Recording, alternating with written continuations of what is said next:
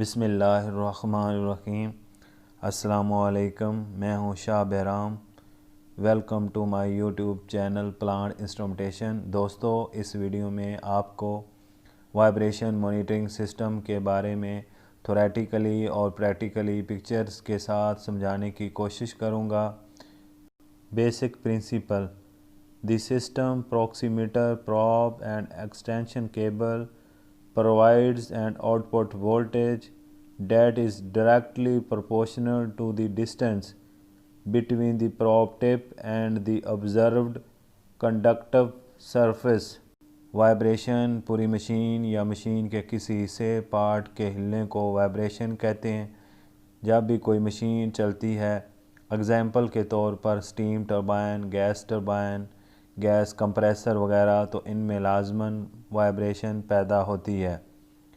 Vibration कोई ख़राबी नहीं है, बल्कि ख़राबी की अलामत समझी जाती है। जब वाइब्रेशन एक हद से बढ़ जाती है तो वो मशीन के लिए नुकसानदेह होती है। Proximeter transducer system components: proximity probes, probe extension cable, connectors, oscillator, demodulator, proximeter. Vibration monitoring system में प्रॉक्सीमीटर, प्रॉब, एक्सटेंशन केबल और 3500 बेंटले नेवाडा रैक सिस्टम होता है।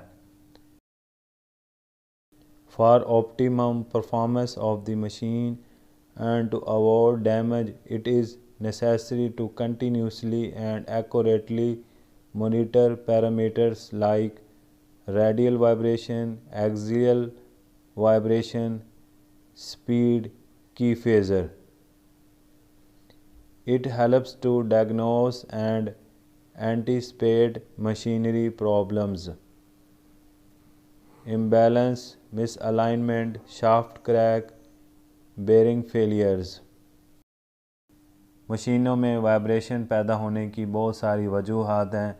इनमें से चंद एक: शाफ्ट क्रैक, शाफ्ट का टेढ़ा होना; इम्बैलेंस, शाफ्ट का गैर मतवाजन होना; misalignment, bearing failures, bearing का ख़राब होना या घिस जाना; rubbing, resonance, cavitation.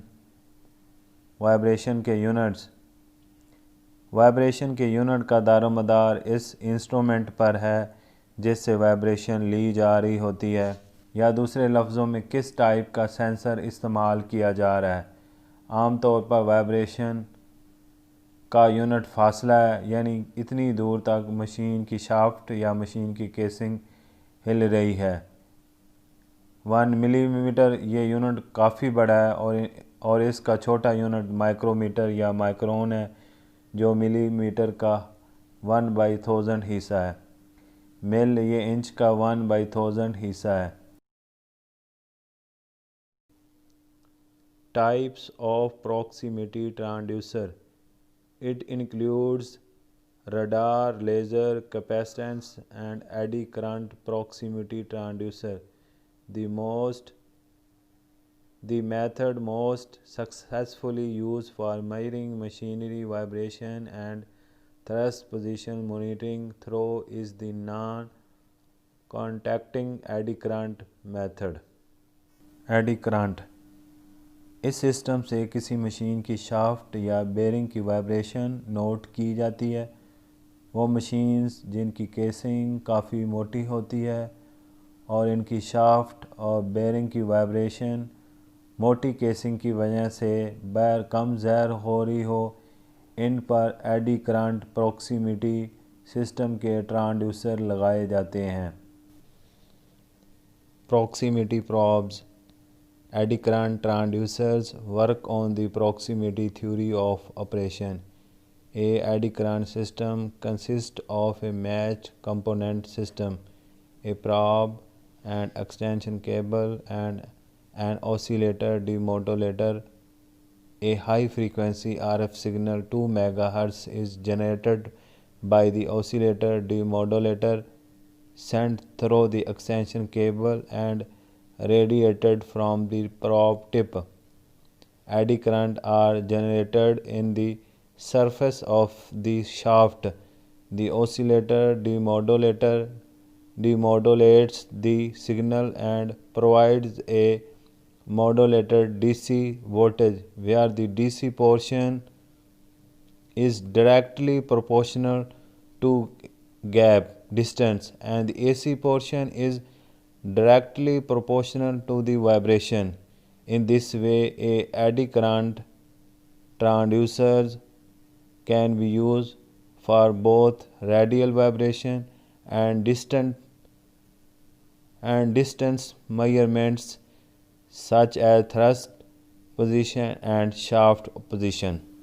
Proximity probe के काम करने का असूल।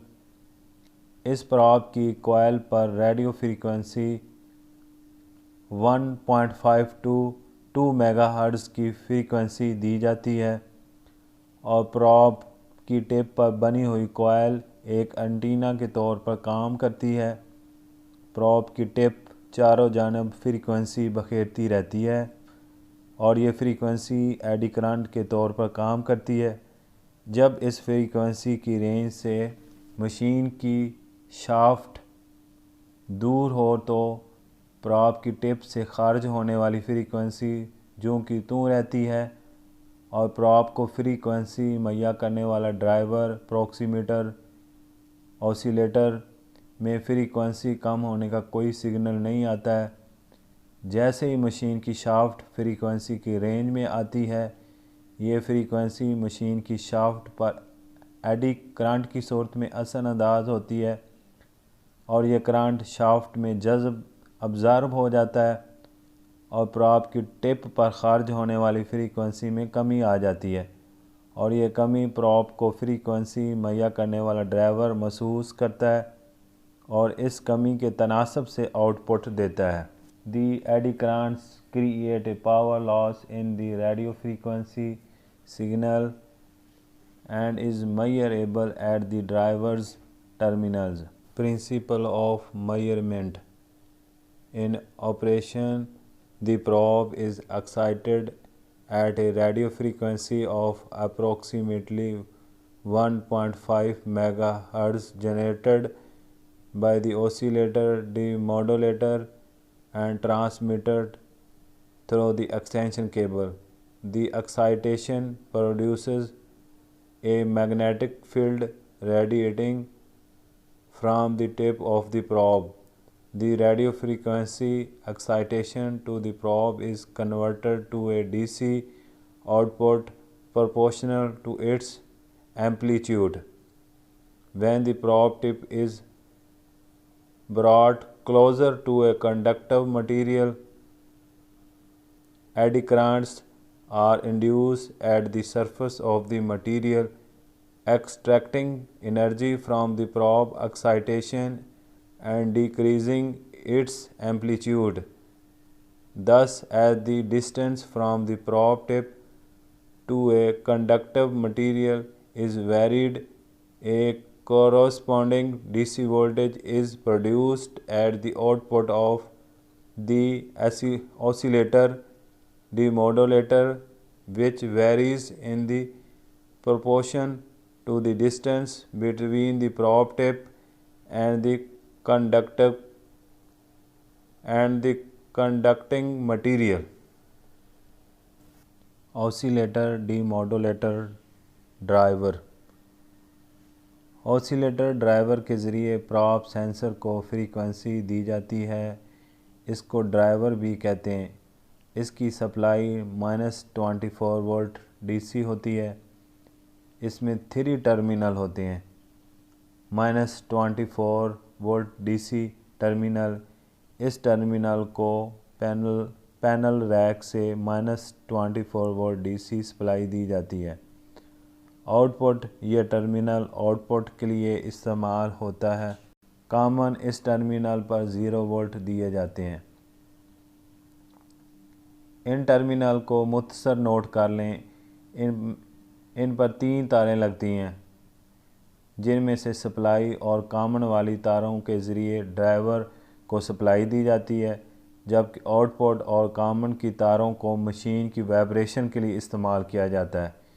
इन तारों में आउटपुट और कॉमन में बैक वक्त दो सिग्नल जा रहे होते हैं, डीसी और AC signal.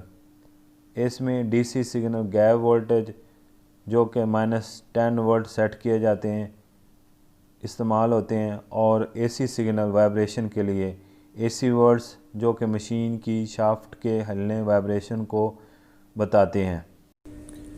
Radial vibration probe installation. By using a non-metallic filler gauge, we can set the gap mechanically, but it is very difficult to set the probe gap by mechanically, so we adjust the probe gap electrically. As the probe tip extends through the mounting, the transducer output voltage will increase to its maximum and then decrease as it approaches the observed surfaces. Set the gap at the center of its linear range 10 volts.